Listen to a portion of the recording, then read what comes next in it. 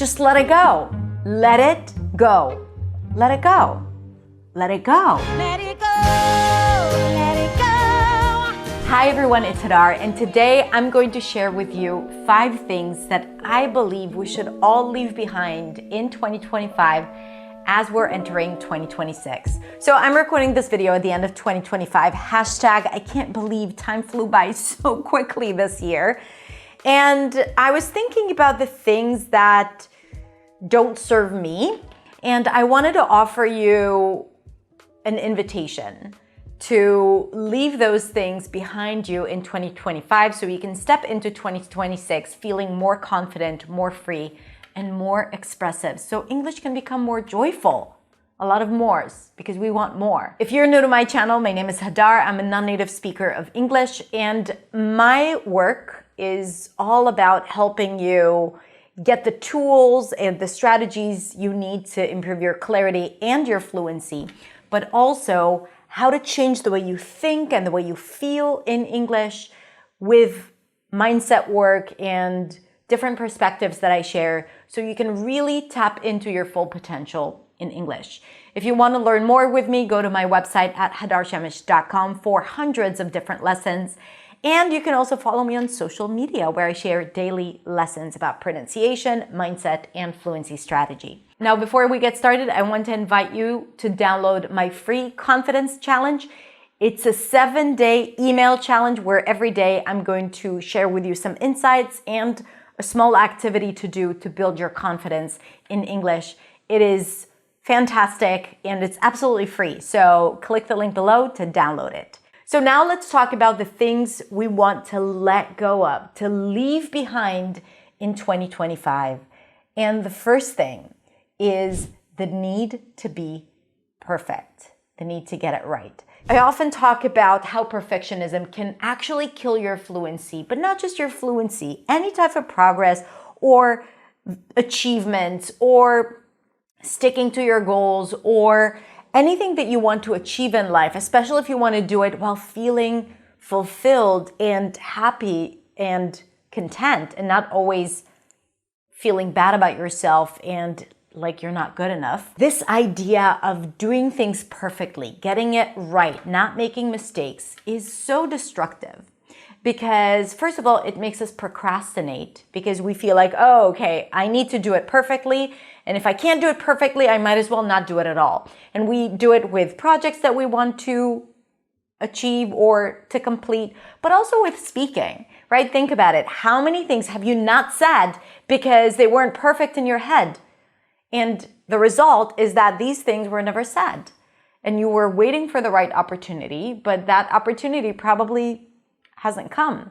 So the idea of waiting for the perfect moment, waiting for the perfect time for your English to be ready, for the perfect sentence, without mistakes or without hesitation, that is not going to happen. We need to let go of that because perfection is overrated and it's the killer of fluency. And if you want to really start feeling expressive and really like you are connected to yourself and authentic when speaking, you gotta let go of perfection. You gotta let go of the need to be perfect. Because even when you are trying to be perfect, I bet that it's not perfect because perfection is impossible in a way. So when you think about it, then the need to be perfect is something that is some sort of an ideal that just keeps you stuck and prevents you from taking action or speaking up or doing things that you want to do, like applying for that job or connecting with people or starting that business. So let's do our best in 2026 to let go of the need to be perfect. The second thing is to let go of the fear of judgment. Now, it definitely connects to the need to be perfect because we need to be perfect because we're afraid of judgment, but I decided to give it its own category because the fear of judgment is so controlling of our lives. What are people going to think? It's so controlling, not just in the sense of you not doing things or waiting for things to be perfect, but also in how you identify your true self. Because when we're afraid of judgment, what ends up happening is that we're not being authentic to ourselves. We constantly think about what people expect of us and how people want us to show up. And instead of saying what we think and what we feel and showing up the way we are and being our true self and being authentic, instead of that, we're constantly thinking about how people expect us to behave or what they want us to say. And then we do that instead of what we want because we're afraid of what people are going to say if we show up authentically to how we feel and who we are. So it's not just about not doing things and not speaking enough. It's really about not being your true self, that fear of judgment. And of course, a huge part of it is staying safe, right? Not doing the thing that will require you to get out of your comfort zone. Not doing the thing that will make you feel more vulnerable because you might get judged. And let me tell you this. Receiving judgment, let's say you do something and someone says something about it. They have an opinion and it's not a good opinion. This is such a beautiful moment for you to grow and so that you can understand how to separate yourself from their thoughts and what they expect of you. Because when we receive judgment, it's such a beautiful moment for us to be like, wait, but this is what I want. And if they don't like what I want or what I say, it doesn't mean that I'm not good enough. It doesn't mean that I'm doing something wrong. It just means that they don't like it. But it doesn't mean that I shouldn't be doing it or saying it. And only when you face that conflict, when you receive criticism or judgment, that's how you can grow. If you are living your life just pleasing everyone, receiving no judgment, you're not growing. And you're not doing what you want to do because you're doing what other people want you to do. So at the end of the day, judgment is not bad. It's an opportunity to clarify what it is that you want and to fight for it and to do it despite other people's opinions.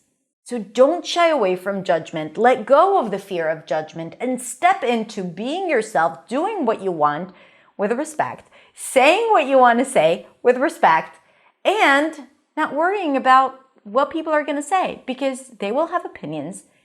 They might judge you. And in 2026, you're not going to care. Okay? Moving on to the next thing, which is letting go of things that do not work, especially in English, because now we're going to talk about English. I want you to think about all the things that you've been doing out of habit when it comes to learning and practicing and speaking. And I want you to make a list of things that don't bring you joy, that feel tedious, that feel ineffective, that feel like they're keeping you in a plateau, stuck. Maybe you've improved, but now you're stuck. I want you to make a list of all those things that don't make you feel joyful about practicing or speaking English, and I want you to let go of them. And I want you to start new things. I want you to try new things. I want you to explore different methods, different ways of practice. All of this is possible. There's so many ways to learn and practice and speak and enjoy conversations. And maybe if something hasn't worked for you in 2025, it doesn't mean that there is anything wrong with you. It just means that it hasn't worked for you, or maybe it has, and now it's no longer working. What got you here won't get you there. So in 2026, you are going to try new things. You're not going to just base everything that you do on what you already know. No, you're going to explore. Not just in English, okay? But that's, like you take what you need from this conversation. Now, I have one caveat. Sometimes the actual practice feels tedious. Don't stop practicing. Okay, I'm not saying let go of practice because, it doesn't work for you. No, you still need to practice. You need to do the work. But within that, explore what works and what doesn't. Try to be super objective. Think as if you were to give guidance or feedback or coaching to a friend. What would you say? So that's another thing you're going to leave behind in 2025 and let go of it going into 2026. The next thing is comparison. Stop comparing yourself to others. Definitely when it comes to English, but when it comes to anything. Your starting point is not the same as others. Your experience in life is not the same as others. What's available to you, whether it's time, resources, money, environment, it's not the same as others. Nothing is the same. Do not compare yourself to others. Do not compare your English. Do not compare your achievements. Do not compare their social media platform. Do not compare yourself to others because it is not helpful. It only makes you feel not good enough, especially if you compare yourself to others where you think about all the things that are working for them, all the things that they're really good at and you're not, how fluent they are, how great their accent is, right? So when this is how your brain works, it immediately thinks, oh, but I'm not there yet, and then there is this story about all the work that I've done and this is where I'm at, or I'll never be able to get to where they are because I don't live in an English-speaking country, because I speak Spanish, German, Russian, Japanese, whatever that story is. So comparing yourself to others is not helpful. And because it generates this feeling of not being good enough. And when you feel not good enough, then it creates this negative emotion where you're like, what's the point? And then you tend to avoid doing the work, slack on your practice, distract yourself, procrastinate, and all the things that prevent us from doing the things that we want or reaching the results that we're after. So at the end of 2025, you're going to let go of comparison and you're going to step into a year where you center yourself around what it is that you want to achieve and only around what you have already achieved, and that's it. And when you see someone being successful in their English or their work or whatnot, just think about the possibility that it could be your reality as well. So instead of comparing yourself to them, use that as inspiration, as motivation, as something to look forward to, as an idea of what it is that you want for yourself. That's it, but not to feel bad. We're gonna let go of the feeling bad, okay? We've had enough of it. We're done. We're done. The last thing is you're going to let go of your old story about your English and who you are in English. Your story, the narrative that you have in your head, is the result of the 1,000 thoughts that you have daily around who you are and specifically about your English. It's the actions that you take. It's the feeling that you have before talking, while talking, and after talking. It's the entire speaking experience and who you are in English. All of it connects to the story you tell yourself about your English. So, for example, if the story you tell yourself is that English is hard and that it's never going to work out, and I've tried it so many times before, and if the story you tell yourself is that I'm not a person who communicates well in English, or the story you tell yourself is that every time I speak, people judge me, that story needs to stay in 2025. Because if that story makes you feel shame, humiliation, frustration, disappointment, feeling anxious, feeling sad, bad, and all of those negative thoughts that we sometimes feel, the burden of speaking English, it's a burden, then it's no longer serving you.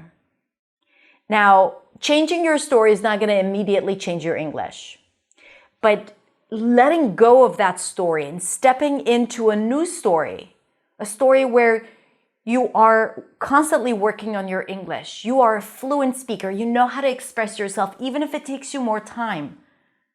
People are interested in what you have to say, even though you may not use all the fancy words. Whatever that looks like for you, that new story that you want to tell, it's going to impact your confidence, your willingness to do things, the actions that you take, and most importantly, how you feel when you speak English, before you speak English, and after you speak English.